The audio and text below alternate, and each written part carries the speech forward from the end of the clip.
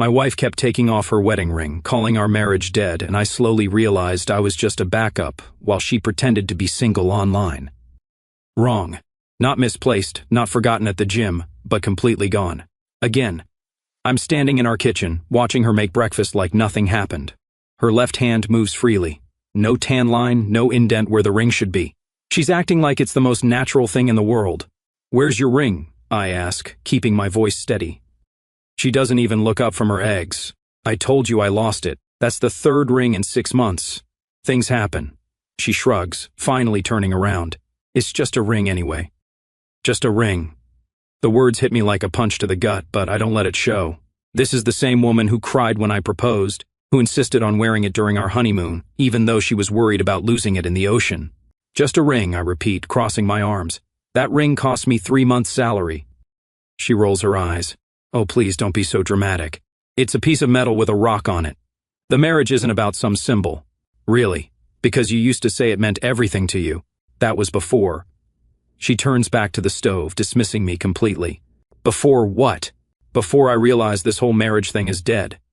Anyway, there it is. The truth finally comes out. Not lost, not misplaced, but deliberately removed because she's already checked out of our marriage. She's been walking around for months without her ring, telling people God knows what about our relationship. Dead, anyway. I step closer, my voice getting quieter. "Care to explain what that means?" She spins around, and for the first time this morning, she looks directly at me. It means exactly what it sounds like. We're going through the motions, pretending everything's fine when it's not. The spark is gone. The romance is dead. And honestly, I'm tired of pretending. So instead of talking to me about it, you just decided to stop wearing your ring. What's the point of wearing it? It's not like it's going to magically fix our problems. She laughs, but there's no humor in it. You're so hung up on symbols and traditions. Maybe it's time you grew up and accepted that things change. Grew up? She's telling me to grow up because I expect my wife to wear her wedding ring. The audacity is almost impressive. You know what's funny? I lean against the counter, matching her casual tone. You're lecturing me about growing up, but you're the one who's been sneaking around without your ring, probably letting people think you're single. Her face flushes red. Bingo. I'm not sneaking around. I just don't feel the need to advertise my relationship status to everyone. Relationship status. I can't help but laugh. We're married. That's not a relationship status. That's a commitment. Or at least it was supposed to be. Commitment. She says the word like it tastes bad. You sound like my father. Your father's been married to your mother for 35 years. Maybe he knows something about commitment. Yeah. And look how miserable they are. That stops me cold. Her parents aren't miserable. They're actually one of the happiest couples I know. But apparently, in her mind, any long-term marriage equals misery. So what exactly are you saying here? I ask, though I'm pretty sure I already know the answer. I'm saying that maybe we rushed into this. Maybe we're not as compatible as we thought. Maybe we should have just lived together instead of making it all legal and complicated. Legal and complicated, I repeat her words slowly. You mean like actual marriage? Don't twist my words. I'm not twisting anything. You're saying you regret marrying me. She opens her mouth to deny it, then closes it. The silence stretches between us, and in that moment, I get my answer. You know what the really pathetic part is? I continue, my voice still calm. You don't even have the courage to say it directly. You're hoping I'll just figure it out from your little hints and disappearing rings. I'm not being pathetic. I'm being honest. Honest. I push off from the counter. Honest would have been talking to me months ago when you first started feeling this way. Honest would have been marriage counseling or at least a real conversation. What you're doing is passive-aggressive manipulation. I'm not manipulating anyone. I'm just done pretending that everything is perfect when it's not. Nobody said everything was perfect, but most people work on their problems instead of just giving up and taking off their rings. She sets down her spatula and turns to face me fully. You want to know the truth? Fine. I haven't felt like your wife in months. I feel like your roommate. We don't connect anymore. We barely talk about anything meaningful. And yes, I stopped wearing my ring because it felt like a lie. Finally, some real honesty. But instead of making me want to fight for us, it just confirms what I suspected. She's not interested in fixing anything. She's already moved on mentally. So what now? I ask. I don't know. I guess we figure it out. We figure it out, I nod slowly. Or maybe you already have it figured out and you're just waiting for me to catch up. She doesn't deny it. She just stands there looking at me like I'm supposed to read her mind and somehow magically know what she wants. But I do know what she wants. She wants out, but she wants me to be the one to make it official. She wants to be able to tell people that I gave up, that I couldn't handle her honesty about our marriage being dead. Well, she's about to learn something about me. I don't play games, and I definitely don't let people manipulate me into doing their dirty work. You know what? I grabbed my keys from the counter. You're right about one thing. The marriage is dead, but not for the reasons you think. What's that supposed to mean? It means I'm done pretending too. But unlike you, when I'm done with something, I actually do something about it. I head toward the door, leaving her standing there with her mouth open. She wants honesty. She's about to get more honesty than she bargained for. Over the next 2 weeks, she started going out more, a lot more. Tuesday night was drinks with colleagues. Friday was dinner with old friends. Saturday afternoon turned into Saturday evening, then Saturday night. Every time she left, no ring. Every time she came back, no explanation. "Where did you go tonight?" I asked when she walked in at 11:30 on a Wednesday. "Out with the girls." "I told you this morning. You told me you'd be back by 9 p.m. She kicked off her heels and headed straight for the bedroom. Plans changed. "We went to that new place downtown." "Which place?" "I don't remember the name. Some trendy spot with overpriced cocktails." She's getting sloppy with her lies. 3 weeks ago, she would have had the name of the restaurant ready, maybe even shown me pictures on her phone. Now she can't be bothered to keep her story straight. "Funny thing," I said, following her into the bedroom, "I called your office today. They said you left at 4 p.m. She froze halfway through taking off her earrings. "So?" "So, if you left at 4 p.m. and didn't get home until 11:30, that's 7.5 hours for drinks with the girls. We had dinner too, right? At the place you can't remember the name of." She spun around, her face flushed with anger. "Are you tracking my every move now? What are you, my parole officer? I'm your husband. Or at least I thought I was. There it is again. Your husband. My husband. Like that gives you some kind of ownership over me. It doesn't give me ownership. It gives me the right to expect honesty. I'm being honest. I went out with friends. I'm allowed to have friends. You're absolutely allowed to have friends. What you're not allowed to do is lie to me about where you've been." She sat down on the bed and started taking off her jewelry with sharp, angry movements. "I'm not lying. I'm just not giving you a minute-by-minute breakdown of my evening because, frankly, it's none of your business." "None of my business?" I leaned against the door frame. "My wife comes home 7 hours late, won't tell me where she's been, and it's none of my business." "Your wife?" She practically spat the words.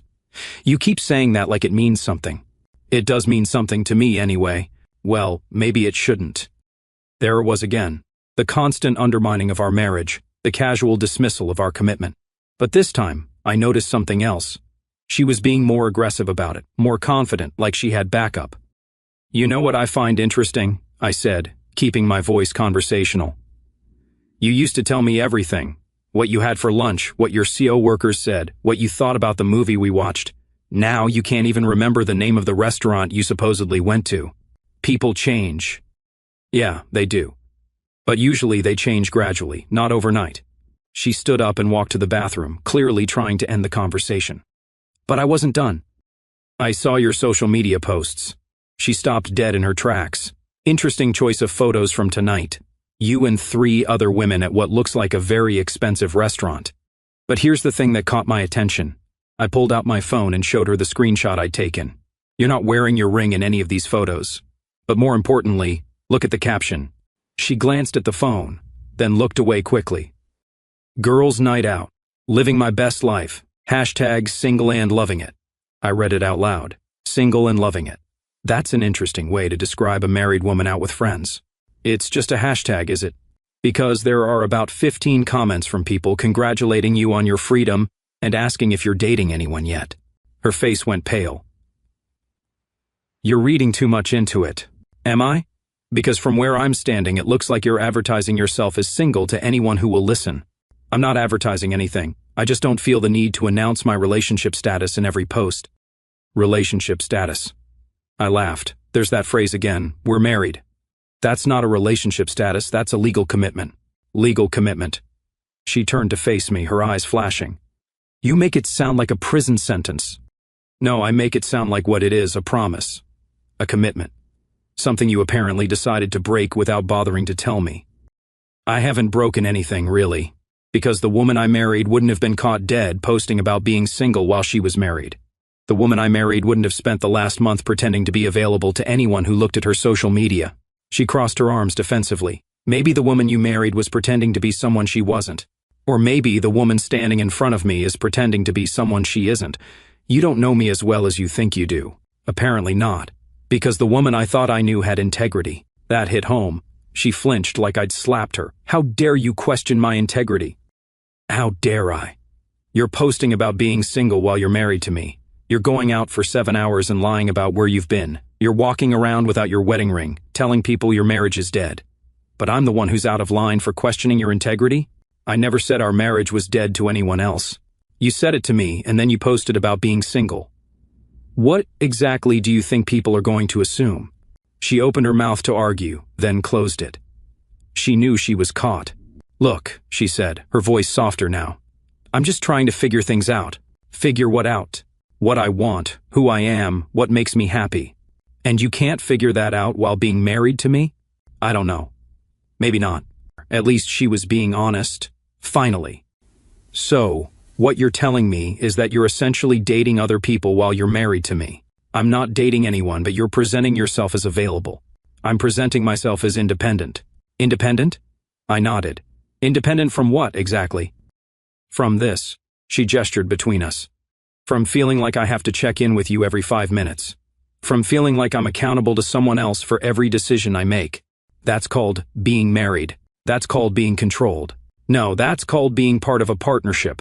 But clearly you're not interested in partnership. She didn't deny it. She just stood there looking at me like I was the unreasonable one. You know what's really sad, I said. You're so busy trying to figure out who you are without me, that you've forgotten who you were with me. Maybe who I was with you wasn't who I really am. Maybe. Or maybe you're just scared of commitment and you're looking for an excuse to run. I'm not scared of anything, really, because from where I'm standing it looks like you're terrified of actually being married. So terrified that you'd rather blow up our relationship than have an honest conversation about what you want. She stared at me for a long moment, then turned and walked into the bathroom, closing the door behind her. I stood there for a few minutes, listening to the sound of running water. She was buying time, trying to figure out her next move, but I was done playing games. If she wanted to act single, she was about to find out what being single actually meant. I found her wedding ring 3 days later. Not lost, not misplaced, but carefully wrapped in tissue paper and hidden in the back of her jewelry drawer, underneath a box of earrings she never wore. I stood there holding it, feeling the weight of it in my palm. This wasn't an accident. This wasn't carelessness. This was a deliberate choice to hide the physical symbol of our marriage while she went out playing the single woman. The ring was in perfect condition. No scratches, no damage, no signs of wear. It looked like she'd been taking it off the moment she left the house for weeks, maybe months. I heard her car pull into the driveway and quickly put the ring back exactly where I found it. She walked in carrying shopping bags, humming to herself. She seemed lighter, happier than she'd been in months. Good day? I asked from the kitchen. Great day. Went shopping with my sister. Then we had lunch at that new place on 5th Street. The place with the outdoor seating. Yeah, that's the one. Really cute atmosphere. I pulled out my phone and showed her the photo her sister had posted on social media 2 hours ago. The two of them sitting at a table, both smiling, both very clearly wearing wedding rings. Interesting, I said. Your sister's wearing her ring in this photo, but I don't see yours. She glanced at the photo and shrugged. I took it off to wash my hands and forgot to put it back on. You forgot to put it back on for lunch. It happens, does it? Because I found something interesting today. Her smile faltered slightly. What? Your ring? The one you've supposedly lost 3 times? The one that's supposedly gone forever? The color drained from her face. What are you talking about? I'm talking about the wedding ring that's been carefully stored in your jewelry drawer for God knows how long. She set down her shopping bag slowly. You went through my jewelry drawer. I was looking for the watch you borrowed from me last month. But imagine my surprise when I found this instead. I pulled the ring from my pocket and held it up. Her eyes went wide. That's not mine. Really. Because it looks exactly like the ring I put on your finger 2 years ago. Same cut, same setting, same inscription on the inside. She opened her mouth to deny it, then closed it. She knew she was caught. Fine, it's mine. So, you've been lying to me for months. I haven't been lying. I didn't want to wear it anymore. So, instead of being honest about that, you decided to pretend you lost it multiple times. I didn't want to hurt your feelings. I laughed. Actually laughed. You didn't want to hurt my feelings, so instead you let me think you were careless with something that meant everything to me. You let me replace it twice, spending money we don't have, while you had the original hidden away like some dirty secret. It wasn't like that. What was it like then? Because from where I'm standing, it looks like you've been deliberately deceiving me while you go out pretending to be single. She sat down heavily on the couch. I just needed space. Space from what? From me? From our marriage? From the commitment you made? From all of it. She looked up at me, and for the first time in months, I saw something real in her eyes. I feel trapped, like I can't breathe, like I'm disappearing into being your wife instead of being myself. And taking off your ring was supposed to help with that? It was supposed to help me remember who I was before I got married. And who was that exactly? Someone who didn't have to check in with anyone. Someone who could go out and have fun without feeling guilty about it. Someone who could flirt with people without feeling like I was betraying anyone. There it was. The truth, finally. Flirt with people. I repeated the word slowly. So this isn't about finding yourself. This is about wanting to be available to other men. It's not about other men. It's about me. Really? Because the woman I married didn't need validation from strangers to feel good about herself. Maybe the woman you married was settling. That hit like a physical blow. Settling? I don't know. Maybe. I was young and you were safe, and everyone said we looked good together. Safe. I sat down across from her. You married me because I was safe. I married you because I thought I loved you. Thought you loved me, I nodded. And now I don't know what I feel. I know I feel suffocated. I know I feel like I'm living someone else's life. I know I feel like I made a mistake. Finally, complete honesty. It should have hurt more, but honestly, it was almost a relief to hear her say it out loud. So, what now? I asked. I don't know. I guess we could try counseling or something. Counseling? I turned the ring over in my hands. You want to go to counseling to figure out if you want to stay married to someone you think you settled for? Maybe it would help. Help what? Help you figure out how to want to be married to me? Help you pretend to be happy with someone you consider safe and boring? You're not boring, but I am safe, and apparently that's not what you want. She didn't deny it. You know what's funny? I continued. You've been so busy trying to figure out who you are without me, that you never stop to think about who I am without you. What do you mean? I mean, you've been treating me like I'm some kind of burden you need to escape from. But I'm not your jailer. I'm not holding you back from anything. You're holding yourself back by lying and sneaking around instead of being honest about what you want. I'm being honest now.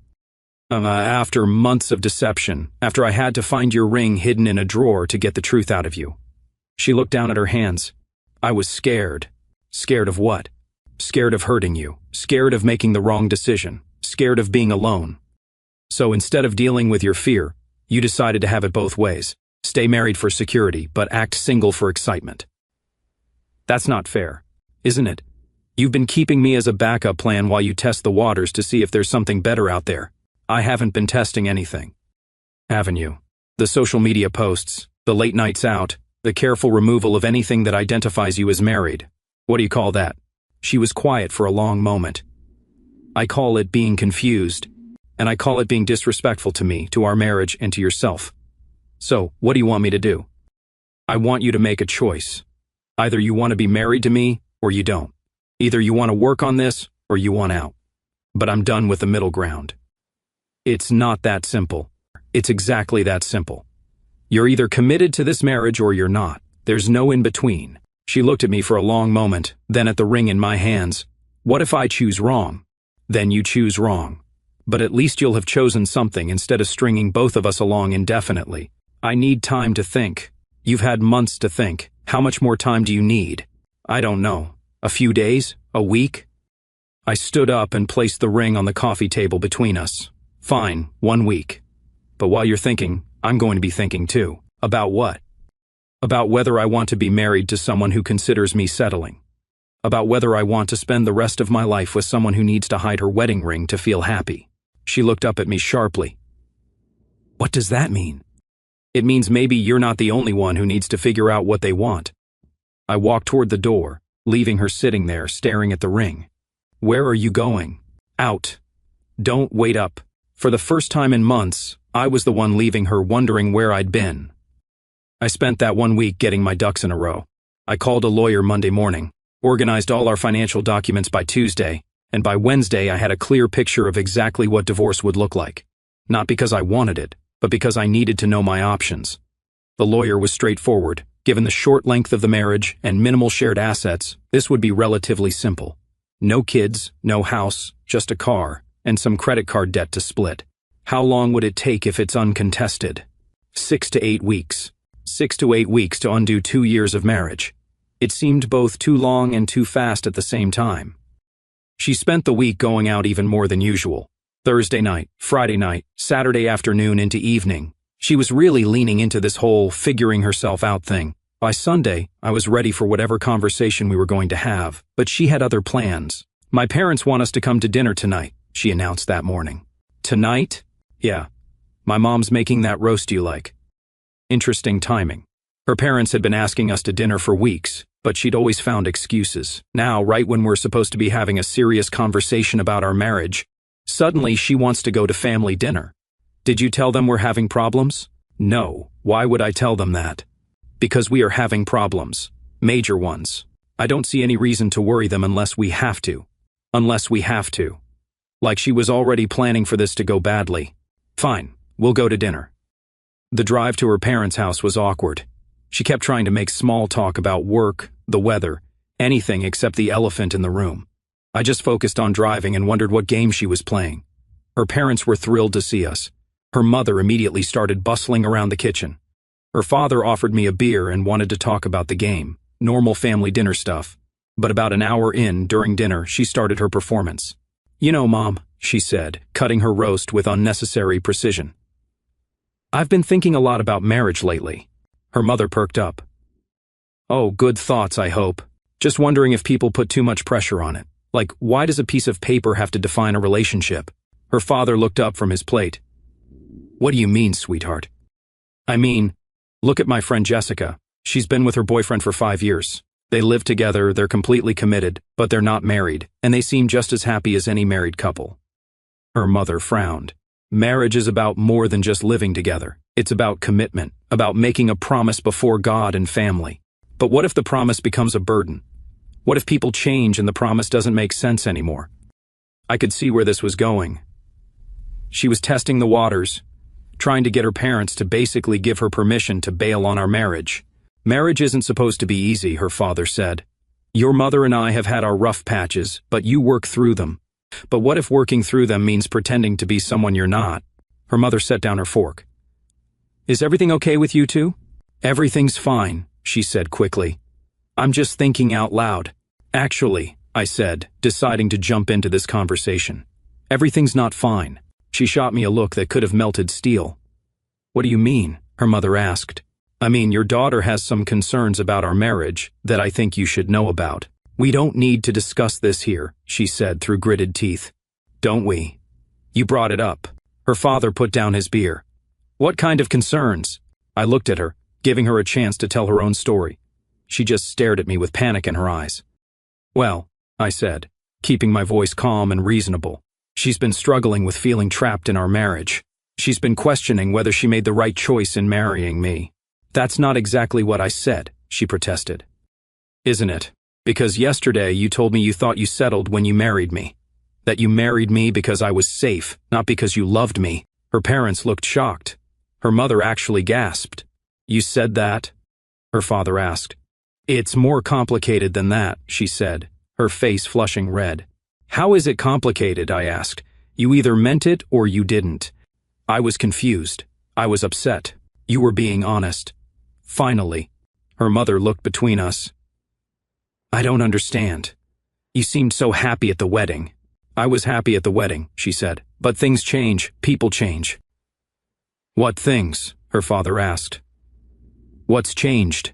She opened her mouth, then closed it. Because the truth was, nothing had really changed except her attitude. "She's also been taking off her wedding ring," I added helpfully. "Taking it off?" Her mother looked horrified. "Not taking it off," she said quickly. "I lost it." You found it, I reminded her. Hidden in your jewelry drawer. The silence at the table was deafening. You hid your wedding ring? Her father asked, his voice dangerously quiet. I didn't hide it. I wasn't wearing it for a while. Why? Because I needed space to think. About what? About whether I want to be married. Her mother looked like she might cry. But you are married. You made vows. I know I made vows, but what if I made them for the wrong reasons? What reasons? Her father asked. She looked around the table desperately, realizing she'd backed herself into a corner. I married him because everyone expected me to, because we looked good together, because it seemed like the right thing to do. And now I don't know if it was right for me. Her father looked at me. And how do you feel about this? I feel like I married someone who wasn't honest with me about what she wanted. And I feel like she's been treating our marriage like an experiment she can opt out of whenever she gets bored. That's not fair, she said. Isn't it? You've been going out without your ring, posting on social media about being single, lying about where you've been. What would you call that? Her parents looked stunned. You posted about being single? Her mother asked. It was just a hashtag. While you were married, her father said. It wasn't a question. I was exploring my identity. Your identity as a single woman, I said. While married to me? Her father leaned back in his chair. So, what exactly are you planning to do about this? She looked at me, then at her parents. I don't know, we're trying to figure it out. Are we? I asked, because it seems like you've already figured it out. You just don't want to be the one to say it out loud. Say what out loud? That you want a divorce? The word hung in the air like a bomb had gone off. Do you want a divorce? Her mother asked quietly. She didn't answer immediately, which was answer enough. I think, I said, standing up from the table. This conversation has gone on long enough.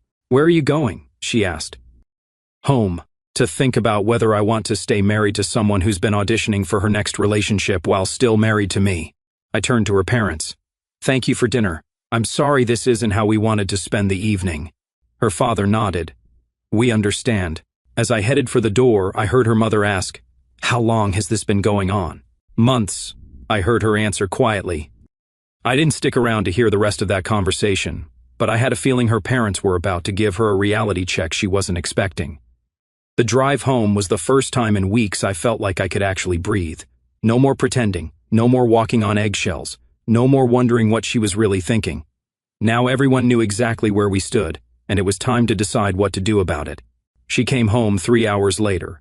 I was sitting in the living room with a folder of papers on the coffee table, waiting. We need to talk, she said, her eyes red from crying. Do we? Because I think we've talked enough. She sat down across from me and saw the folder. What's that? Divorce papers. Her face went white. You filed for divorce? Not yet. But they're ready to go. Without talking to me about it? I tried talking to you about it for months. You weren't interested in honest conversation until tonight when your parents cornered you. That's not fair. Fair. I leaned forward. You know what's not fair? Being married to someone who's been shopping around for a replacement while pretending to work on our marriage. I haven't been shopping around, haven't you? The late nights, the social media posts, the hidden wedding ring. What exactly would you call that? She was quiet for a moment. I talked to my parents after you left, and they're disappointed in me. Good, they should be. They said I was being selfish and immature. They're right. They said, marriage is about commitment, not just feelings. Also, right? She looked down at her hands. They think I should fight for our marriage. And what do you think? I think maybe they're right. Maybe I have been selfish. I picked up the papers. Maybe isn't good enough anymore. What do you mean? I mean, I'm done with maybe. I'm done with you figuring it out. I'm done being your backup plan while you decide if there's something better out there. You're not my backup plan. Then what am I? She opened her mouth, then closed it. That's what I thought. I stood up. Tomorrow morning I'm filing these papers. Wait. She jumped up. Don't I get a say in this? You've had months to have a say. You chose to spend that time playing single instead of working on our marriage. I made a mistake. You made a choice. Multiple choices, over and over again. People make mistakes. That doesn't mean the marriage has to end. Some mistakes are too big to come back from. Like what? Like telling your husband you settled for him. Like hiding your wedding ring while you go out pretending to be single. Like lying about where you've been and who you've been with. I never cheated on you. Didn't you? Maybe not physically, but emotionally. You checked out of this marriage months ago. She started crying. I can change. I can be better. I don't want you to change. I want you to want to be married to me. And you don't. I do want to be married to you now. You do because the alternative is divorce and starting over. But 3 hours ago you were telling your parents that marriage was just a piece of paper. I was confused. You were honest. Finally. She sat back down heavily. So that's it. You're just giving up. I'm not giving up. I'm accepting reality. You don't want to be married to me, or maybe to anyone. And I'm not going to force you. But what if I change my mind? Then you'll learn an important lesson about consequences. I headed toward the bedroom to pack a bag. Where are you going? Hotel tonight. Tomorrow, I'll start looking for my own place. You don't have to leave. Yes, I do. Because staying here while we're getting divorced would be torture for both of us. We don't have to get divorced. I stopped and turned around. Answer me this. If I hadn't found your ring, if your parents hadn't forced this conversation tonight, would you still be going out without your wedding ring and posting about being single? She didn't answer. That's what I thought. I'm sorry. I know you are. But sorry doesn't undo months of deception. So what happens now? Now you get what you wanted. Your freedom, your independence, your chance to figure out who you are without being tied down to someone safe and boring. I never said you were boring. You didn't have to. I grabbed my overnight bag from the closet. I really did love you, she said quietly. I know. But love isn't enough when respect is gone. I do respect you. No, you don't. If you respected me, you wouldn't have spent months lying to me. If you respected me, you would have talked to me about your doubts instead of acting them out. I headed for the door again. Will you at least think about it? About giving us another chance? I've been thinking about it for months. While you were out living your single life, I was home thinking about what I could do differently to make you happy. But I finally realized that the problem isn't me. The problem is that you don't want to be married. Maybe I can learn to want it. Maybe isn't good enough anymore. I walked out the door, leaving her sitting there with the divorce papers. She'd said the marriage was dead anyway. Tomorrow, I was going to make it official. I filed the papers Tuesday morning. By noon, she'd been served at her office. Her first call came 20 minutes later. You actually did it. I told you I would. I thought you were bluffing. I don't bluff. Can we meet to talk? There's nothing left to talk about. Please. One conversation. Against my better judgment, I agreed to meet her for coffee Thursday evening. She showed up wearing her wedding ring. Interesting timing, I said, looking at her hand. I've been wearing it since Sunday night after hiding it for months. I made a mistake. You made a choice. She sat down across from me, and I could see she'd been crying. I talked to a lawyer, too. Good. Makes this easier. He said I could contest the divorce, drag it out for months. You could, but you won't. Why are you so sure? Because deep down, you know this is what you want. You're just scared of being alone. She was quiet for a moment. What if you're wrong? Then you'll find someone who makes you happy. Someone who doesn't feel like settling. I didn't mean that. Yes, you did. And that's okay. But I'm not going to spend the rest of my life trying to prove I'm worth staying married to. I don't want you to prove anything. Then what do you want? I want to go back to how things were before. Before when? Before you started taking off your ring. Before you started posting about being single. Before you told me the marriage was dead. Before I messed everything up. We can't go back. Too much has been said. Too much trust has been broken. She reached across the table like she was going to take my hand and stopped. I love you. I love you too. But love isn't enough. It used to be. It used to be because we had respect for each other. We had trust. We had commitment. We can get that back. Can we? Because I don't think I'll ever forget you telling me you settled for me. I don't think I'll ever stop wondering if you really want to be here, or if you're just scared of being alone. She started crying again. So that's it? 2 years of marriage and you're just throwing it away?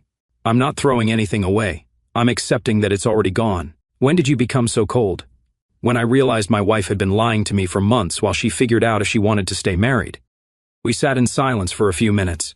3 other couples around us were talking, laughing, looking happy. We probably looked like we were breaking up, which I guess we were. What happens now? She asked finally. Now we divide up our stuff, sign the papers, and move on with our lives. Like that. Just like that. And then what? We never see each other again. Probably not. We don't have kids. We don't own property together. There's no reason to stay in contact. What about our friends? They'll pick sides. Most of them will probably pick yours. I don't want them to pick sides. It's what happens when people get divorced. She wiped her eyes. I really did think I could figure it out. I thought maybe if I had some space, some freedom, I could remember why I wanted to be married in the first place. And did you? No, I just felt guilty and confused. That should tell you something. What? That you're not ready to be married to anyone, and that's okay. But I'm not going to wait around while you figure that out. So, you're just giving up on us. I'm accepting reality. You don't want to be married. You want the security of marriage without the commitment. You want the safety net without the responsibility. That's not true. Isn't it? You kept me around as backup while you tested what being single felt like. When it got scary, you wanted to come back. That's not love. That's convenience. She looked down at her ring. I wish I could take it all back. I wish you could too. But you can't. So what now? Now you sign the papers when your lawyer reviews them. We split up our stuff. You keep the apartment. I'll find somewhere else to live. You don't have to move out. Yes, I do. I'm not going to live with my ex-wife. We're not divorced yet. We are in every way that matters. She sat there for a while longer, occasionally wiping her eyes, but we didn't talk much. There wasn't much left to say. When she finally got up to leave, she stopped at my chair. For what it's worth, I really am sorry. I know you are. I hope you find someone who deserves you. I hope you figure out what you actually want. She walked away and I sat there finishing my coffee. 3 couples at nearby tables were deep in conversation, planning futures together. I used to be one of those people. My phone buzzed with a text from my brother. How'd it go? It's over. I typed back. You okay? I will be. And I would be because I'd rather be alone and respected than married and taken for granted. She'd said the marriage was dead anyway. I just made it official. Sometimes the best thing you can do for yourself is stop fighting for someone who's already given up. Our story has come to an end. If you've made it this far, how about subscribing to our channel? It helps us immensely. I've selected 2 other videos for you that I'm sure you'll enjoy. Feel free to click on them. I'll be waiting for you in the next story. See you soon.